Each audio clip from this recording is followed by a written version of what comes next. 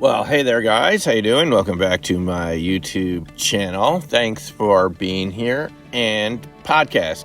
The Master Your Multiverse podcast. Thank you for being here. I want to talk a little bit about this whistleblower that's come forward, David Grush.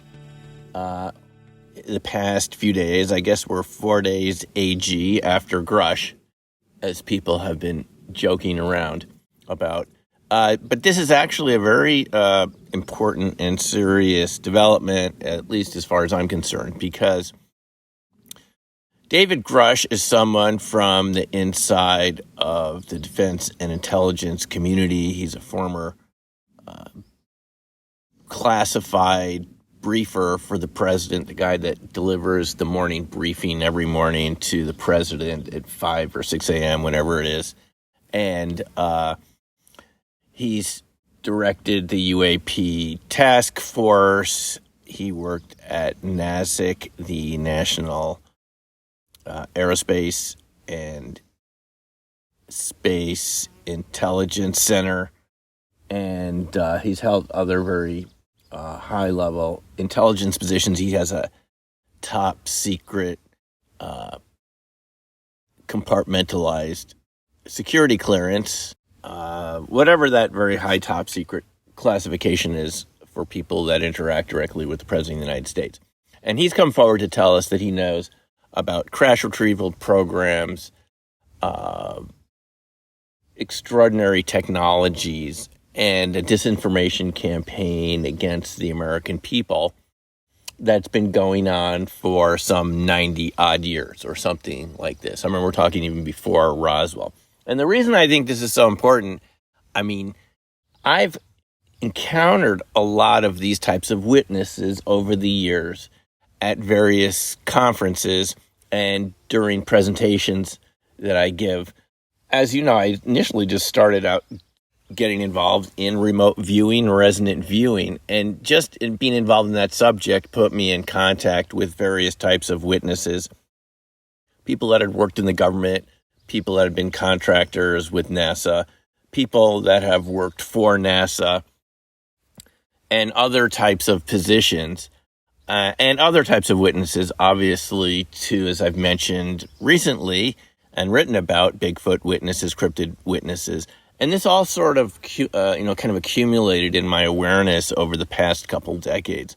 And the crash retrieval story specifically is one that I've been very interested in just because I've encountered people who've either handled these recovered, perhaps extraterrestrial materials, or people who were offered jobs in the crash retrieval business within the military. And specifically there, you'll remember, we interviewed Gary Sterling a number of years ago, a former missile security guard from Minot Air Force Base in North Dakota, whose job it was to guard the missile silos, be in one of those security alert team trucks, and drive around and make sure the missile silos were in good shape and respond to alarms and so forth. And you'll remember he told us he responded to an alarm once, an alarm that kept going off by one of the missile silos. He said Velva, North Dakota. And I've checked Gary's DD 214 form, and whatever he said he did, it's listed in his discharge papers. So he did do all the things that he told us about in this interview. Now, apart from seeing that blindingly bright object take off near one of the missile silos in Velva, North Dakota, one of these UFO and nukes incidents, which left him and his partner burned for several weeks, a type of sunburn, which we've talked about, and actually burned everything on the right side of the truck, including, he said, their M16s. He said the entire Jeep was dismantled to look for whatever sort of radiation did that was coming from this object. So this is not a conventional object by any stretch of the imagination. But he also, in part 2 of the interview, talked about being offered the opportunity to be on crash retrievals for the Air Force. And I'll put the link below in the body text so you can listen to that yourself. And Gary told us that he had been told these were crashed UFOs, that the assignments would be long, perhaps up to 6 months in desolate locations. There would be no time for R&R once you were on these locations. You had to stay there continuously. You couldn't go into town at night because of the security involved in such an operation. And that they only wanted people with no families because they were going to be gone for so long out there in the sticks involved in these crash recoveries. And Gary said his job would have been, he wouldn't have been one of the people. And someone did sort of kind of doubt what he said, telling me, a researcher, UFO researcher, they don't just take security guard grunts and put them on crash retrievals. You need more specialized people than this. But Gary said his job, he wasn't offered the opportunity to be inside the craft and take it apart and take the technologies apart and so forth. It was to be a guard some distance from the site, perhaps miles away, to create diversions for the public so people did not show up there.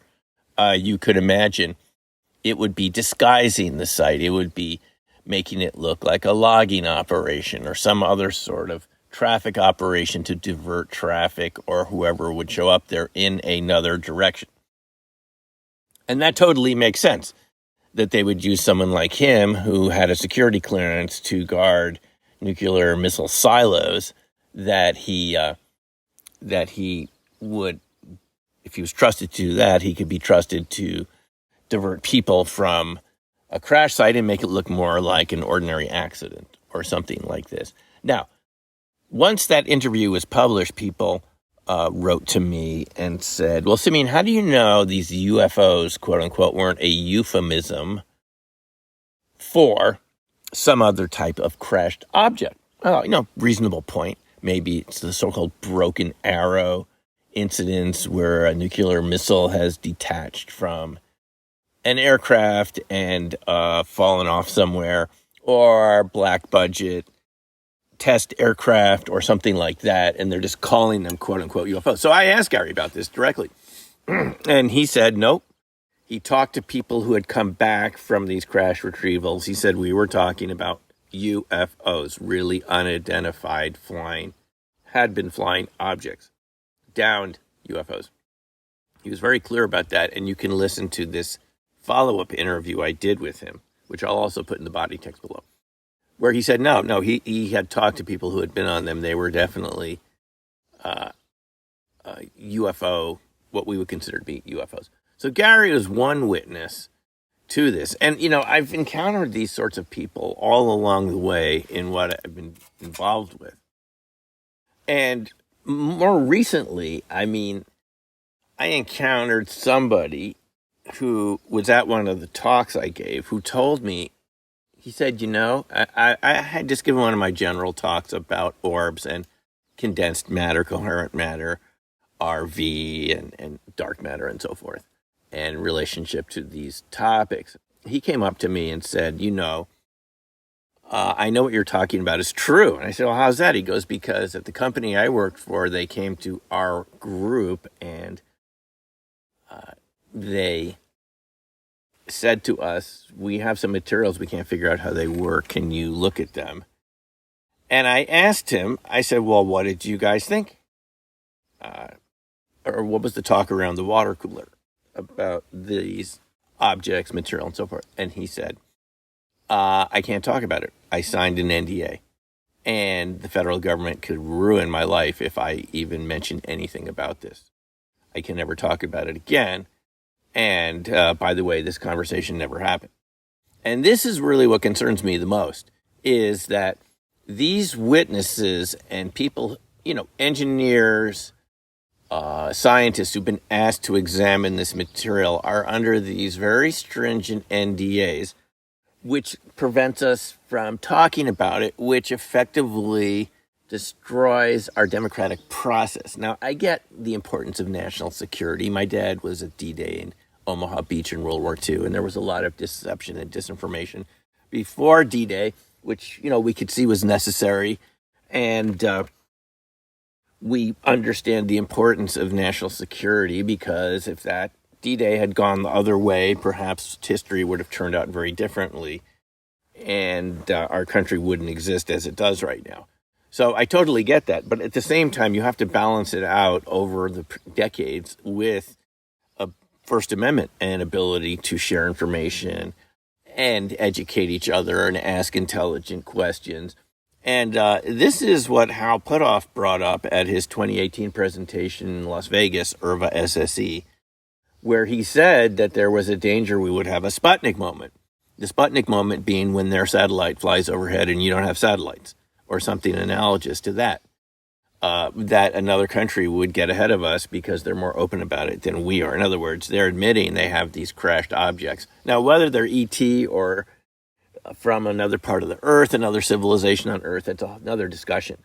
But if you look at what David Grush said, he suggests that their isotopic ratios are not what we can engineer on Earth. We don't know how to make those types of ratios, isotopic ratio elements with either different numbers of neutrons or electrons. Now, I did speak to another engineer, as I mentioned a number of years ago. I went to a conference and I've talked about this. I've tweeted about it recently. This engineer from Silicon Valley who told me that when he had been asked to examine these metamaterials, which is what Hal Puthoff said they were at the SSE meeting in 2018, that the isotopic ratios within these elements, and isotopes are slight variations on chemical elements from the periodic table with more or less neutrons than we normally find in nature. And normally there's a fixed ratio on any particular planet or any region of the galaxy. Well, this engineer told me that these isotopic ratios had to be from another part of the galaxy, because you're not found here on Earth. You could make them, but it would be extraordinarily expensive and time consuming. And they weren't even made this way we make isotopic elements if we're doing some sort of alchemical transmutation, as is done sometimes for various reasons, like to convert uranium into plutonium and so forth. This is, he said it was done by changing the number of electrons, which we don't even know how to do on Earth. The isotopes are made with different numbers of electrons in the elements, and these were like quantum waveguides, which is what Hal Puthoff said. So here we had a second person confirming Hal. Hal talked to us and told us he'd been involved in these programs for quite a while. He didn't tell us which programs, because I'm sure he signed NDAs also. But I'm told he was in several special access programs beyond OSAP. Hal was just talking about OSAP. But anyway, this engineer, when he's talking about these isotopic ratios, this is what David Grush was talking about too. I'm thinking, holy moly, I've heard this before. And I've heard it from other people. You remember the late Dr. Roger Lear, who did the implant removal? I got to hear him speak many times at conferences and talk to him. And one of the people that he worked with told me that right before Lear passed on, they were doing these isotopic analyses of some of these implants, and they concluded it had to be from another part of the galaxy. So either, some objects are coming from another part of the galaxy and becoming meteorites and embedding little pieces of themselves in you without you realizing, or someone's doing this. So the implications of this are really huge. And other witnesses I've spoken to, Phil, I mentioned in Black Swan Ghosts, my third book, and Phil was open. He said they came to our aeronautics group and said, the people who made this left, can you help us figure out how it works? And even before Phil, I met another person whose dad had worked at Area 51, a guy named Paul, who was one of Stephen Greer's witnesses. I forget his last name, but he told me that his dad had told him about working with reverse engineered materials and tried to get it to work, and they couldn't. When they put it all together, it just blew up one day out at Area 51. And the final story I'll relate to you is somebody I know very well within the UFO community, who was also a very respected person within his own community where he lives, working within local government. He told me that he And he gave me permission to repeat this. If, just in the generality, that he saw a friend from high school he knew had joined the Marines, and he said, hey, just as a joke, have you participated in any crash retrievals? And the guy actually said, yeah, well, actually, as a matter of fact, I have. It was in the southwest of the U.S. Something had come down, and we were asked to provide security for this crash area. Now, I mean, this is very big and probably illegal. Technically, the U.S. is not supposed to be, the military is not supposed to be conducting operations within the United States itself, outside of training operations, right? But this was a real operation, and this, I'll tell you how serious it is. This guy told this researcher I know that it was so serious that they were told they could shoot on sight anyone who even showed up remotely within their visual range of the crash site. Anyone immediately could be shot on sight. I think you'd have to agree this is really serious, right? And I'm appalled by that, just like you are. This person was happy to report they didn't have to shoot anybody because it was so remote in the Southwest that they never saw anyone else out there. But on the final day before they finished at the site, they were allowed to go up and look at the UFO and to touch the material. I forget whether they were actually allowed to go inside or just to touch it from the outside.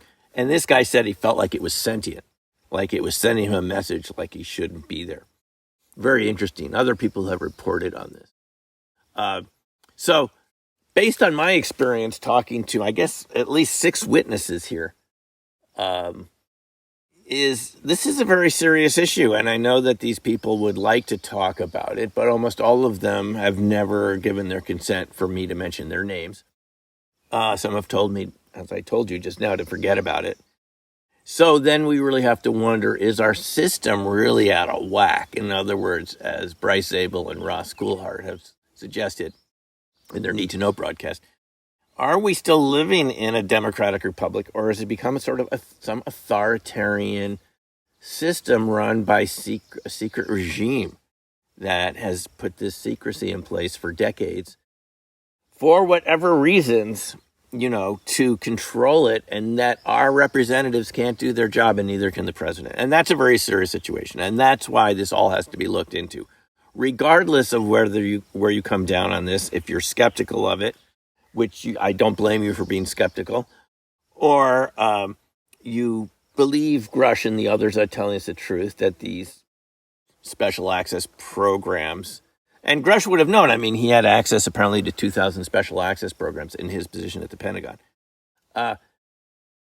What is going on here, and why are so many people, if I'm just meeting them randomly at conferences and I know they'd like to say more, what is actually going on here? We need to know, because even apart from the extraterrestrial issue or what other life forms are around us, we need to know, is our political system still working, or is it completely capitulated to some insider groups that secretly control what we have access to? That's what we need to find out. So, agree or disagree, I'm always interested in your comments. I'll be following this story just like you'll be following it. Thanks for listening, and we'll see you in the next episode. Take care for now, and bye.